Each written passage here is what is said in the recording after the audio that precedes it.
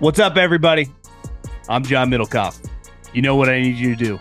Subscribe to our YouTube channel. We got content for days reacting to every NFL game all the time, every single day. Subscribe, like the videos. Let's go. Let's hit on a couple college games. We'd kind of had this thing circled at the beginning of the season when we thought Florida was going to be feisty. Obviously, their coach is going to get fired and their team isn't very good. But I do think that defensively, they've obviously been awesome. Even if guys were about ready to check out and get ready to hit the transfer portal when he does eventually get fired here, either during the season or at the end of the year, this is an easy one because it's like if you're the defensive coordinator, we get to play Arch Manning. And so if you do want to make a lot of money, a lot of people are going to be paying attention to this game.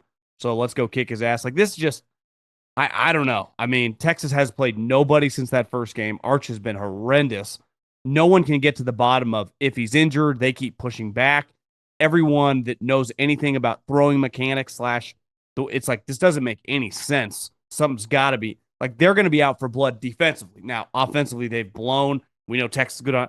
I'm not saying that Florida's winning this game, but is Arch going to be able to throw for 150? Are they going to be able to move the ball against this team if they try? Again, the try factor makes me a little nervous, but young kids, it's still early October. This is their last two raw. Throw everything you got. Maybe lose the game like 10-6 and then mail it in for the season. But I do think Florida's defense will look like the defense we've been seeing flying around. Yeah, especially if you get a 7, but at 6, I think you got to take the points here. I mean, this total is 41. It's insane. Because you said that before the year, like Lagway versus Arch, and the total is 41. That's how bad these offenses have been. But yeah, I mean, how's Florida going to move the ball? Well, first of all, how's Texas going to move the ball? I don't know. I mean, Texas couldn't move it against UTEP. Arch was like 11 of 25 for 134 yards. Now, both teams have had a bye. So, like, who fixed what? Was there something to fix? I will say, like, Lagway didn't work he was hurt in the offseason. So, and he was dealing with some injuries. Maybe he's going to look healthier and he got some timing down with his receivers. There is a name to know, which could change their offense because somehow Lagway was known for deep passing. He was the best deep ball passer in college football last year. They have no passes over 20 yards this year. No, zero. I think they're the only team without any. That was supposed to be like they were supposed to be one of the best at doing that. But there's a kid who's going to make his debut. He's supposed to be their best receiver. He's a 5-star freshman, Dallas Wilson. It looks like he's going to play this week. In the spring game against what we're seeing is a really good Florida defense. He had 10 catches for 195 yards and 2 touchdowns. So he's an absolute stud. So it looks like he's going to play. We'll see if that can unlock some deep shots. But yeah, I think Florida will care here at home against Texas. Like, you know, you're going to get a top 10 team. Like, this is off of a bye. They'll have some juice. The Swamp will have some juice. So, and look, everyone thought they were going to quit last year under Napier, and they still came out and fought every week. So, yeah, I think you got to take the points with just all the uncertainty. You can't trust this Texas offense right now laying points against what looks like an elite defense. And they're doing it without they're not getting much pressure. And they're just fundamentally sound. They're not going to let Arch scramble, which is like what his best attribute is right now. So, yeah, I think you got to take the points there. Keep an eye out for Dallas Wilson. One of the great rivalries in college football. I had gone to the Ryder Cup and had a few cocktails, and then we got back. I had a few more. One thing I noticed about New York City, it's not. I would say it's not college football heavy. We went to multiple bars. Baseball's everywhere. There's some boxing on. You know, it's like I'm not going to bother these people to try to put on Florida State, Miami. We ended up going to dinner. So I really didn't see much of this game. I didn't see any of it, really. I just saw the outcome, which clearly was a pretty big deal for the university. So is Florida State. Because you look back, I did watch like everyone, Bama, Georgia, and God, they beat this team. That's pretty impressive. Now, clearly, Bama looks dramatically different a month later. I would imagine if they played again, I think we'd all like Alabama in that spot. Ty Simpson looks fantastic. I thought he was incredible in that game relative to what I thought of him, a month ago. But, this is a spot for Florida State. Is Florida State good? I don't know. We all agree Miami's freaking loaded, especially defensively. Their defensive line. I guess you just take Miami -4.5. It is at Florida State. That tomahawk chop gets going. But what do you make? Were they looking ahead against Virginia? Is Virginia a little better than we think? Virginia's offense is definitely good. Chandler Morris is playing really well. They hit some guys in the portal. Like they went out and spent a ton of money. So their offense does look legit. Yeah, they might have been peeking ahead a bit, feeling themselves a little bit. I do like that Castellanos and that like he is mobile and they're going to run it a ton and they can put those defensive ends in conflict. And so I think Florida State can move the ball here. And, whenever these Florida teams play, like all these Florida kids, I'm always inclined to take the points. But because if you look what Miami has done this year, like the Notre Dame defense hasn't been as good as we thought. It's been actually pretty bad up until last week. They got South Florida in a dream spot, like an absolute nightmare spot for South Florida, who was coming off 2 ranked wins. Which when does that ever happen in South Florida? And then they're playing their 3rd straight ranked team, and Miami was coming off of a bye. And then Miami played this broken Florida team, and Beck didn't do much. I mean, he threw for 150 yards. They only averaged 4 yards per carry. So maybe we overrated this Miami offense a little bit, which is a thought that I've had. So I expect Florida State to bounce back. I think that this offense can have success against this Miami defense with the way that they use Castellanos' legs. But I do think Miami is the best team in the country in the trenches on both sides of the ball. That matters a lot. And that could get them far in the college football playoff and just this season in general. So I don't have a strong feel yet. I have to break that one down some more. If you are into college, we'll break down that game in depth and the entire slate on Big Bets on Campus wherever you listen to podcasts. My first inclination is to take the points, but I don't have a strong feeling yet, and I have not put any money down on that game. Today's show is brought to you by our new presenting sponsor, Hard Rock Bet. Week 5 kicks off with a California showdown. Little NFC West matchup. The 49ers head to the Rams. This was billed as a great game. The problem is the 49ers have a lot of injuries. And if you go to Hard Rock Bet Stat Hubs, you can find some interesting stuff. Like McCaffrey, who they are going to depend on heavily. He's reached the end zone in 6 straight October games. Devontae Adams, he's recorded 90-plus receiving yards in 5 straight games against the Niners. He used to dominate him when he played for the Packers. The San Francisco 49ers, they've covered the spread in 7 consecutive games as an underdog. Now listen, a million guys out. Purdy's out, Pearsall's out, Jawan Jennings out. This number has now gone over a touchdown. It seems crazy, but Kyle Shanahan historically has done well against Sean McVay. He's won some big games down south, especially because the 49ers will have the majority of fans in this building. Kind of like the 49ers who are sitting at right now, plus 7.5. Seems crazy, but if you haven't tried your first bet on Hard Rock Sports Bet, there's still time for you to get $150 in bonus bets if you win. Just place a $5 bet, and if it hits, you get not only your winnings, but also an extra $150 in bonus bets. Your LSU ticket to win the Natty. It's done. You think they're done? They don't have an offensive line. Their offensive line. The hope was this brand new offensive line. They couldn't run the ball last year. Was going to be able to gel, and they would have a run game. And they didn't have any run game last year, and then that could provide balance to the. But they don't have a run game, and they can't protect. They can't protect their quarterback. I can't even think of his name right now. Nussmeier, who people are saying now he might be hurt. There's rumors that he might be hurt now for the year. So their defense is really good, but I don't think their offense has it. Their offensive line has it, and the SEC is just way too difficult. They needed to get that Ole Miss game. So, they could still make a run, but I don't see it with the way that their offense looks. And by the way, you have to look back. Their data points now age much worse because they beat Clemson. Clemson is a disaster. So they beat that win looks much worse. Everyone's beating Clemson. I mean, Syracuse is beating Clemson at Clemson. And then they beat Florida. But, Lagway threw 5 picks. They still only won by 10, and Florida has been a mess. So, those 2 wins that look great don't look as great now. And then I just think the offensive line has too many issues. So, um, yeah, I don't see it happening. I'll be rooting for it, but as of right now, I can't see it with the state of that offensive line. Still no run game, and now the pass protection is worse because now you don't have four guys that are now in the NFL protecting you. Someone sent me a clip of an Oregon fan page put together this like montage of people I think talking I was shit on that. in one of the.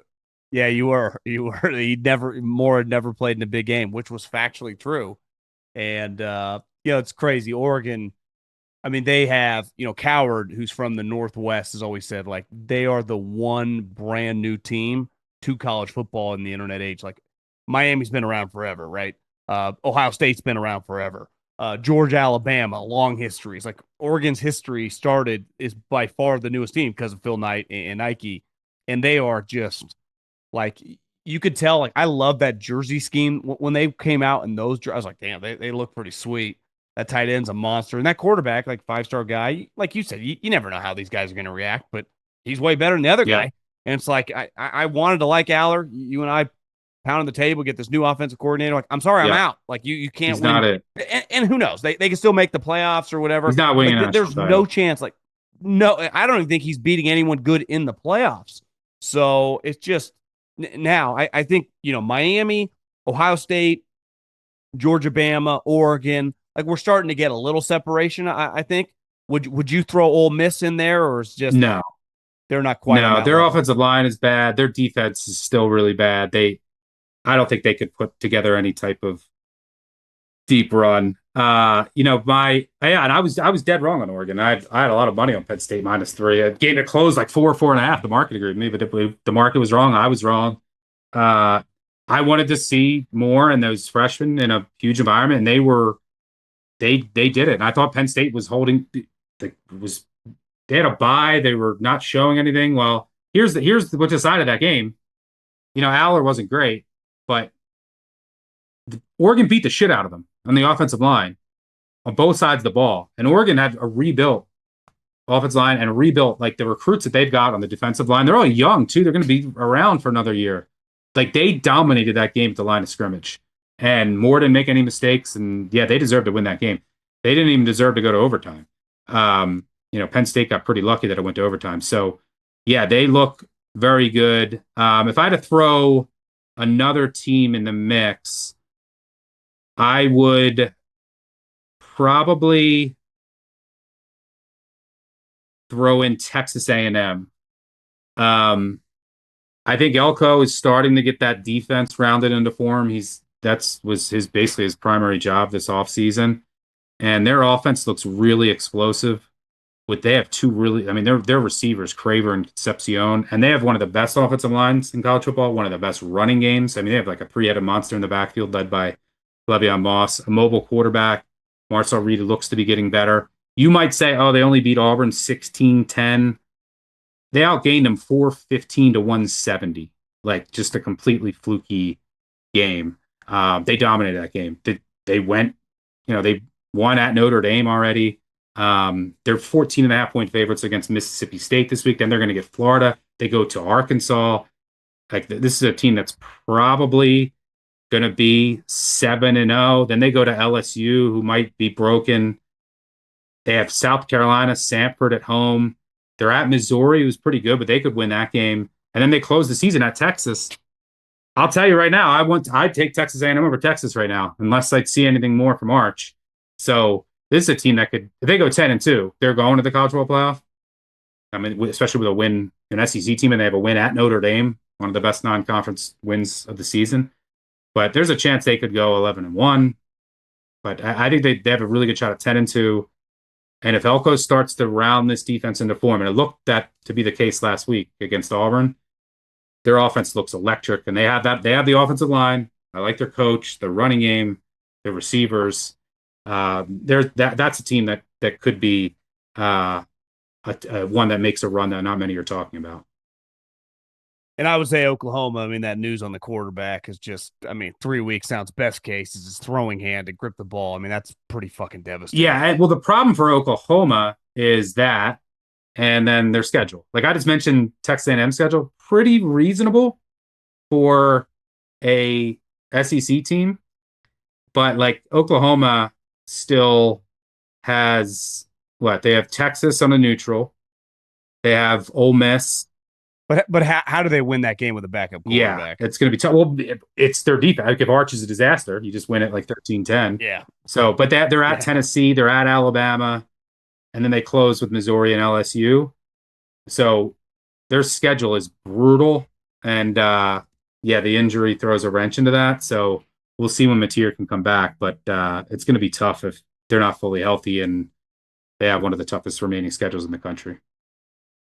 You know who I'm happy for is Kalen DeBoer because that Florida State game, which was jarring to watch, his body of work, like he just that was an outlier game of his career. He beat Kirby twice.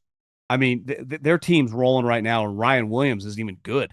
You know, I mean, Ryan Williams, like, you get some people, I've heard some Bama people like bench him. I mean, let's get this guy. We don't even need him.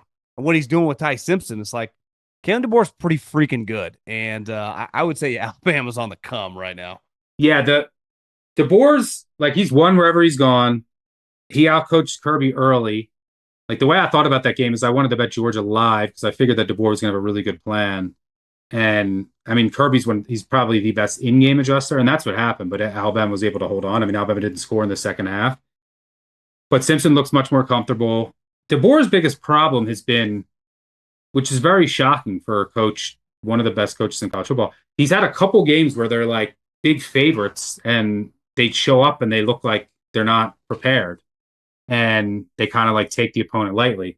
We saw that last year against like Oklahoma, Michigan in the bowl game, Vanderbilt, Florida State earlier this year, and Alabama still. And this goes back to the Saban days, but still they struggle with mobile quarterbacks, and that's what they're going to see this week with Diego Pavia and this Vanderbilt offense, which is a wagon right now. I mean, their offense is. You look at like adjusted for opponent. Them and USC have the two best offenses in the country. Talking passing and rushing offenses, have been unbelievable. And their defense isn't that good. They're probably not going to get that many stops. I don't hate the over in this game. It's Vandy's 10.5. What about Vandy plus 10? I Yeah, won't 10 bet and a half. against Vandy as their coaching staff is awesome too. I won't bet against Pavia as a dog. I mean, he is at Vandy. He's 10-2 against the spread as an underdog with 7 outright wins. And most of those, he's winning games when he's like 21, 24-point underdogs, 27. Like, it's insane. But I don't know if I'm going to bet Vandy. So I like the over because Bama will be ready for this. Like, they were embarrassed last year. They've had this circled. So it's not like they're going to be hung over from the Georgia game. If Bama goes up early, so I think they're probably going to have some wrinkles early. I could see it being starting like the Georgia game. I'll probably look to bet Vandy live. And Bama doesn't have a great running game, which might hurt them late, but they might just want to keep pouring it on here. So I don't hate the over. I won't bet against Pavia as a dog, but Bama wants this. So I make it 10.5 is my projection. So I'm right on the market. I could see you could make a case for either side here. I think the fun way to play it and the way that I would look, 55 is a key number in college football. Keep that in mind when you're betting totals. But I could see this being an over again. The Vandy offense right now is electric, and I can't see them slowing down Bama too many times. And Vandy will fight to the death. And I'm sure DeBoer and company want to, if they can, they might put in an extra score or two for what happened last year. Who would have thought about 5-10 years ago that Vandy Bama would have been must watch at 12:30 or 12:30 Pacific Standard Time? Yeah, that's 3:30. Vandy's Saturday. Vandy's gonna have a say in the college football playoff. I mean, maybe they could make it, but I doubt it with their schedule. But all these SEC teams that want to get there, like if Alabama loses this game, they're in doubt. They're in jeopardy of missing the college football playoff. They host LSU next week. They could knock out LSU. They host Missouri the week after that.